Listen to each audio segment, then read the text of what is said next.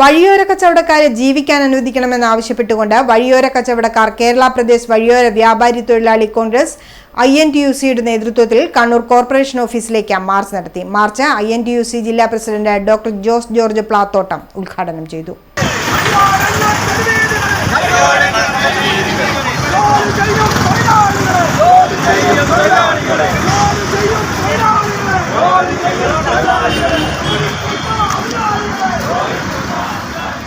Manmohan Singh government പ്രധാനമന്ത്രിയായിരിക്കുന്ന കാലഘട്ടത്തിൽ UPA ഗവൺമെന്റിന്റെ നേതൃത്വത്തിൽ പാർലമെന്റിൽ പാസ്സാക്കിയ ഒരു നിയമമാണ് സ്ട്രീറ്റ് വെൻഡേഴ്സ് ആക്ട്.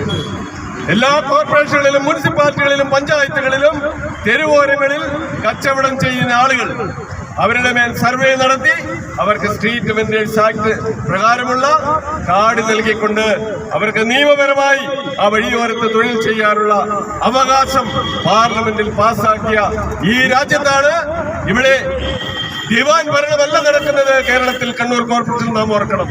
ഇവിടെ ഏകാധിപത്യ ഭരണമാണ്. ഇവിടെ നാം ഒന്ന് ആലോചിക്കണം. ഒരു രാത്രിയുടെ മറവിൽ അംഗപരിമിതരായ വിധവകളായ സ്ത്രീകൾ ഉൾപ്പെടെയുള്ള ആളുകൾ പെട്ടിക്കടകൾ തുടങ്ങിക്കൊണ്ട് ലോട്ടറി കച്ചവടം നടത്തുന്ന ആളുകൾ ഇവര് കടപൂട്ടി അവർ വീട്ടിൽ പോകുമ്പോ രാവിലെ കട തുറക്കാൻ വരുമ്പോൾ കടയില്ല, ആ കടയ്ക്കത്തുണ്ടായിരുന്ന വസ്തുക്കളില്ല, പണമില്ല.